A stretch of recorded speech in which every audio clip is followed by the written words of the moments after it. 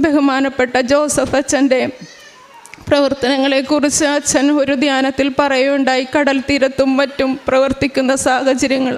അപ്പോൾ ഞാൻ അറിയാതെ തന്നെ അച്ഛന് വേണ്ടി കണ്ണടച്ച് ഒരുപാട് നേരം പ്രാർത്ഥിച്ചു. അപ്പോൾ ഈശോ എനിക്ക് മനോഹരമായിട്ടുള്ളൊരു കാഴ്ച കാണിച്ചു തന്നു. ഈശോ വെള്ള ഡ്രസ്സിട്ട് നിൽക്കുന്നു, തൊട്ടടുത്ത് ജോസഫ് അച്ഛനുണ്ട്.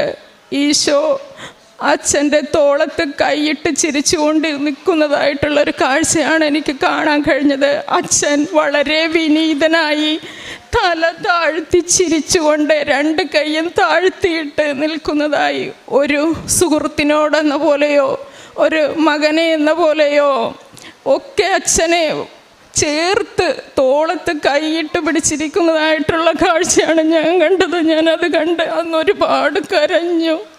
ബഹുമാനപ്പെട്ട ജോസഫ് അച്ഛന് എല്ലാ ആരോഗ്യം കൊടുക്കണമേ എന്ന് പ്രാർത്ഥിക്കുന്നു.